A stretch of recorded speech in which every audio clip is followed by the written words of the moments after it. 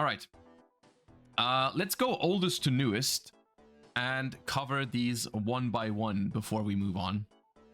Once again, the first three cards we're going to look at are going to be Legacy of Destruction cards, which is the next main set after Phantom Nightmare, which means that for us, this is a couple months down the line because this is about to release in Japan. So it's going to take a while for us to get it, but still interesting to look at. The other cards after, I think, are a first look at the Flame Swordsman stuff from Maze of Millennia, which is World Premiere, question mark? I think it's World Premiere, which I didn't know Maze of Millennia came with World Premiere cards, but apparently it does. Anyways, first things first, we have Blink Out, a quick play spell, relatively simple text. Target a link monster on the field, return it to the extra deck, then you can special summon one of the materials used for its link summon from your graveyard. This card I find interesting. It's obviously meant to be quote unquote it's a defusion or desynchro of for link monsters, right? Like you tag out a link monster and you summon back the materials.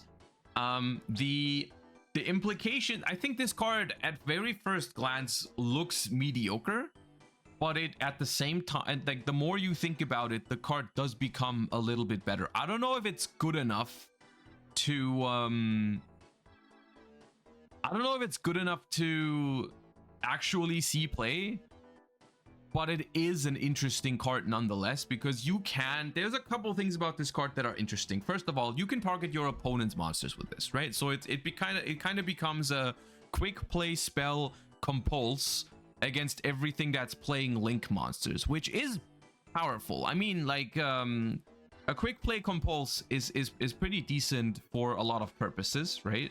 Like as long as you can rely on your opponent's deck having link monsters, this card is a card that would be worth considering. Like for example, this card would have been interesting in the format where, like in Sprite and Tearlament format, where everyone was ending on Sprite Elf, you know, going like draw phase, target your Sprite Elf with this would have been a pretty good play going second, you know, like it would have been a pretty good play going second. But obviously, I think using this on your opponent's monsters is usually the better usage for it, you know? But just the fact that it can also target your own things is a neat bonus on top. Like the fact that I can target my own link monster to dodge something like an infinite impermanence or target like any effect veiler, that kind of stuff, like removal. If my opponent tries to interact with my link monster, I can just dodge it like that, right? And then there's another niche thing with this card, which is that you get to resummon one of the materials from the graveyard, which a lot of cards have summon effects, right? A lot of cards have on summon effects. Some of them are once per turn, some of them aren't, but like, you know, it depends on the deck. Like for example, if you're playing Vanquish Soul, for example, and you make the rock with a raisin, and then you set this card on your opponent's turn, you can use the rock effect, and then later on you can use this to tag out your rock into raisin again, something like this, right?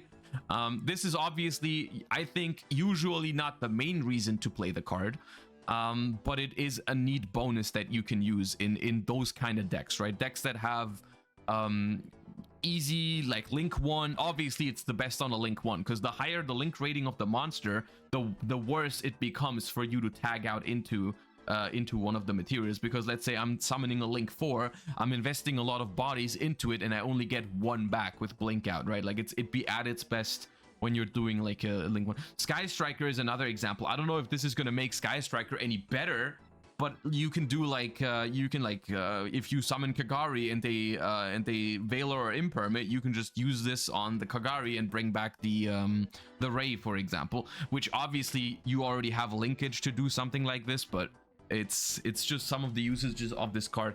Like linkage, for example, cannot out your opponent's link monsters, right? That's I think this card's interesting, even though it has relatively simple text.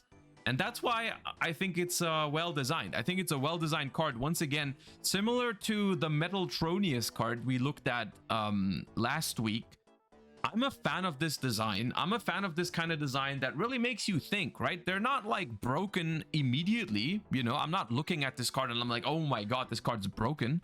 But it has very, very interesting implications and potential usages. And I think this kind of design on quick play spells is really neat. You know, it's kind of like this. It's kind of like this Book of Moon type of feeling to it, where like it's not overly powerful, but it definitely has its usages. Like it depends on the format. It could rotate in and out. Maybe it's a side deck card. Sometimes in some decks it could be a main deck card. Obviously, depending on the format. But I like it.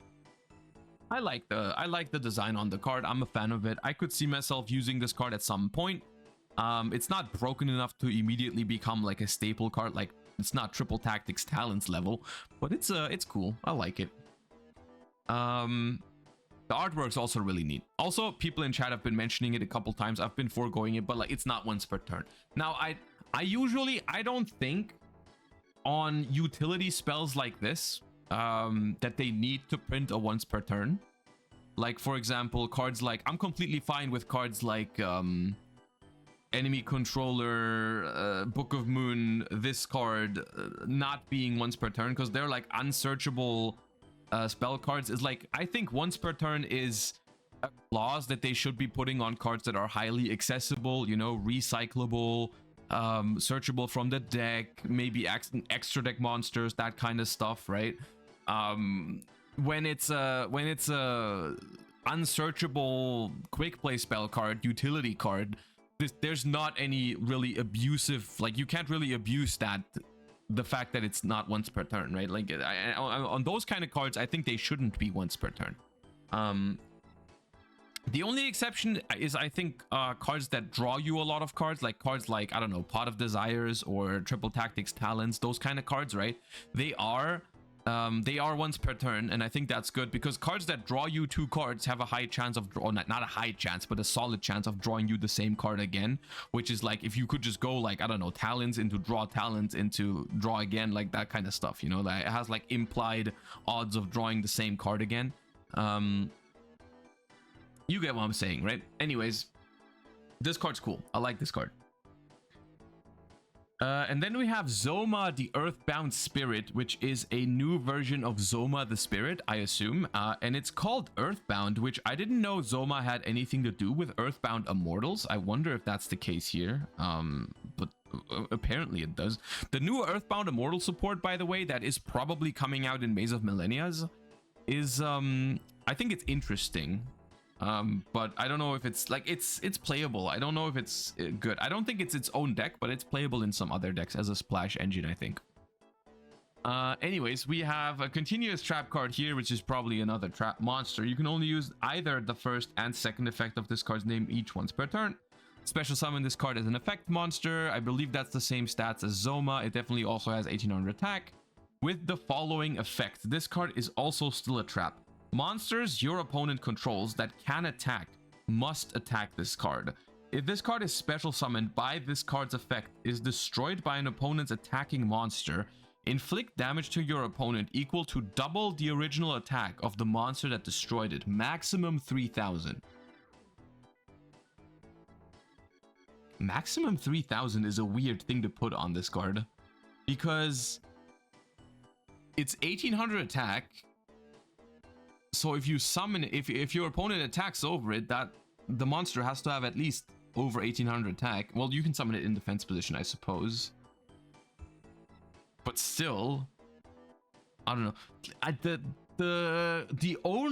This card's bad. Okay, I'm not gonna sugarcoat it. This card is bad. The only quote unquote interesting use I see for this card, which would have been good like 10 years ago, maybe, is that when your opponent declares an attack on one of your monsters and you activate this thing on attack declaration, I believe the way it works is that your opponent does not have the option to, like, because normally a replay happens, right? And you can decide, oh, I'm not going to attack now.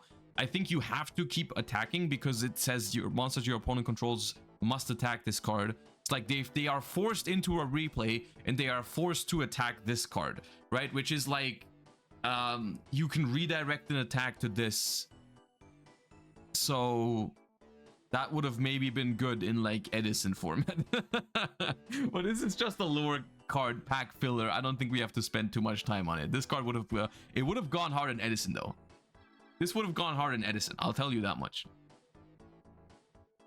All right, and then we have, I believe, the last card from Legacy of Destruction for the day, which is a very cool looking, I assume, dragon, because it says Crescent Dragon Mikazuki no Yaiba. It is a dark level 7 dragon with 2200 attack, 2350 defense. You can only use the first and second effect of Crescent Dragon blah blah blah once per turn. During the end phase, if this card is in your hand or graveyard, you can special summon it, but place it on the bottom of the deck when it leaves the field. You can discard a card, add a level 7 Dark Dragon from your deck to your hand.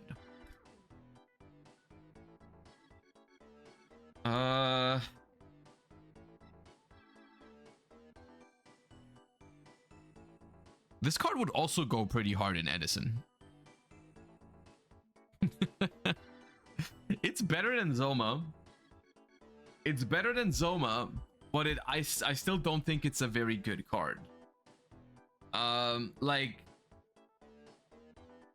going first, it's straight up awful because it doesn't do anything on the first turn until the end phase.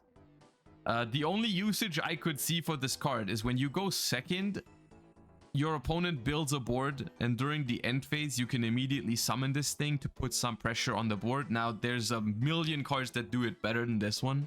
Ankratops, Fenrir, Alpha even. Like, there's a lot of cards. There's a lot of cards that do a better job than this at going second beat stick rule, like, thingy, right? I don't know if you can search anything super meaningful with it. I think it's meant to search itself. That's why it puts itself to the bottom, so you never run out of targets, quote unquote. Like you play 2 of this, right? And then in every end phase they come back and they search each other over and over and over, which is a cool idea that once again could have been good like maybe 13 years ago or something like that. You can search Darkround Dragon, which is irrelevant these days, sadly. You can search Destrudo, which is not irrelevant, but you're not going to play a freaking this to search Destrudo. You can search Phantasme, which is a cool card, but not if you search it that late into the game. But no, this card's not good. This card's not good. Yeah, no. It's not even one of those cards that really gets you thinking, right? It's not good enough for that. It just doesn't have enough going on. It's just too slow. Going first doesn't do anything. It's a neat idea, the kind of the endless loop of you know, but unfortunately that really isn't the thing anymore in Yu-Gi-Oh, where you try to go infinite with one card. But you can get it off of Magnamute and summon it directly. Well, but that's also true for every Bestial, right? Like I can just go Magnamute in the end phase, search a Bestial. As long as my opponent has a monster, I can just summon the other Bestial as well, and that's bigger and probably has a better effect. So yeah, no, it's not very good. Okay, so those are the Legacy of Destruction cards. 2 bad ones and 1 interesting one that I actually like. All right. And then I have this open on Master Duel meta because it, for some reason, didn't have images on here. So this is just nicer. Let me go to the other side so you can read the effect. This is Maze of Millennia Flame Swordsman support, which I'm personally not very excited for. But because I just doubt it's gonna be good. But like, still, I didn't know Maze of Millennia had new cards, like completely new cards. I actually was not aware of that, so that's interesting, I guess.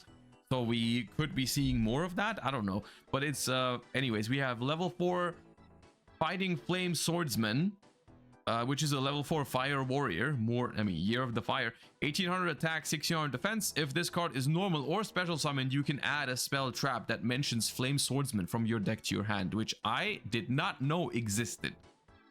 I don't know if does this have a target, or is the target going to be in the set? It doesn't. Oh, okay. So It does not exist. Okay, but I thought this was only 2 monsters that they announced. So we don't know the target for this yet.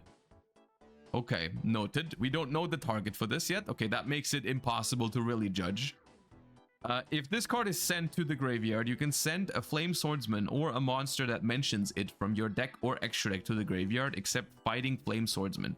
You can only use each effect of Fighting Flame Swordsman once per turn. Okay, since we don't know the search target for the first effect, and I also don't know all the available targets for this, let's just evaluate this very briefly in a vacuum.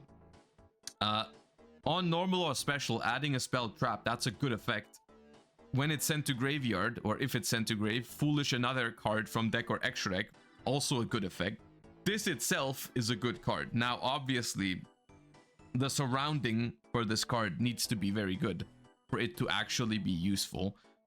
Like if the spell and traps that this deck has or is gonna get are gonna be very powerful, then this is a very powerful card. And if the deck has good graveyard effects, then the second effect is also gonna be very nice.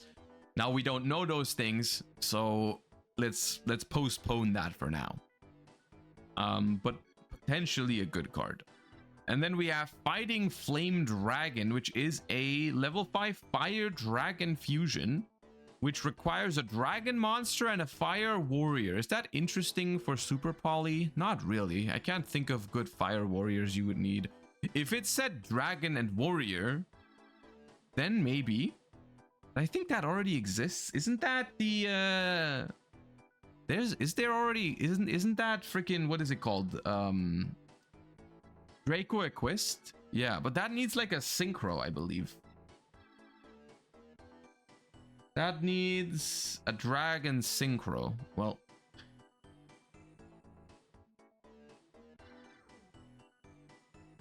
Raisin plus Valius? True.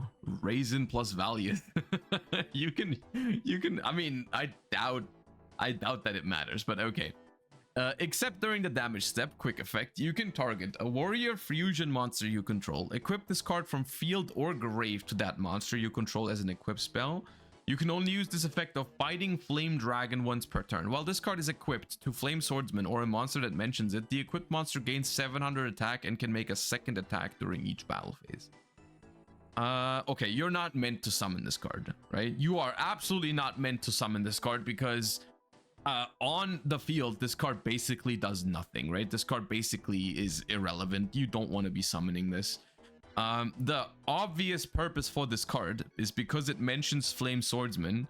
You get to send it with this dude from the extra deck to the grave, because this one foolish is from the extra deck. And then later on, you can equip it to give one of your Flame Swordsmans or whatever mentions it 700 attack and a second attack, right? Which is useful for OTKing out of nowhere, I suppose, you know? I'm assuming that if you are playing a Flame Swordsman deck with this card, you would play one of this as an option in the extra deck just to OTK sometimes. It's not a good card though. It is not a good card overall, right? Because I mean, 700 attack and making a second attack is just overall not that useful. Like, you already have to be in a winning position for that to matter. But like, I think the second attack is what's much better than the 700 attack isn't good, but the second attack is what really makes it, you know, do a lot. Is this because is Salamandra also 700 attack? Is this maybe the flavor here? Hold up. Salamandra, because that was a Flame Swordsman card. Yeah, it's 700 attack. Yeah, okay. That's why. That's the flavor here. You know, so if there's anything we've learned in the last, I want to say, couple years about legacy support, is that Konami thinks there's 2 ways to make legacy support. 2, exactly 2. Number 1, give them one hell of a floodgate. Like, whatever you can think of, give them one hell of a floodgate, and then the legacy support is going to be banging.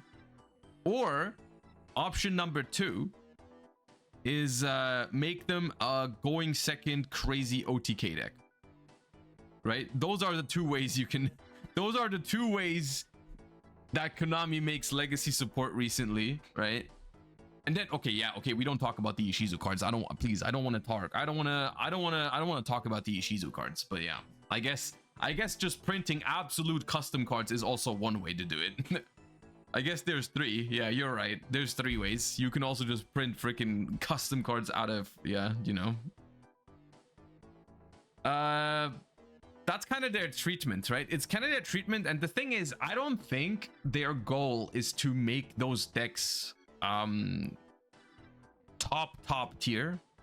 Well, outside of Ishizu cards, like when they actually give them insane custom cards, then obviously, yeah, but like all of the, you know, give them a floodgate or make it a blind second OTK deck, like what they did with Trident Dragion, for example, right? I think they only want to make them like viable on a very casual, maybe rogue-ish level, even though usually they're not even getting there most of the time. Like if you look at something like, I don't know, Gate Guardian, for example, I would argue that deck isn't terrible, but it's also not rogue yet, not quite, you know. But yeah, I don't know, they're just trying to give it some sort of cohesive strategy, and I guess they think that's enough. We have to wait and see what happens with the Flame Swordsmans, but from the first batch of cards, I think it's gonna have a cohesive strategy, but that's not a very high bar. That's about it. I mean, hey, maybe they're gonna have some insane cards. Do we know if this is like, I wasn't aware that this is that this set is gonna have new cards. Is this set gonna have a lot of new cards or nah? I guess the Gate Guardian set also had new cards. Yeah, I guess I don't know why I'm surprised of this, because that was also TCG exclusive, right? The Gate Guardian support that had a lot of new cards. We know pretty much nothing about this set.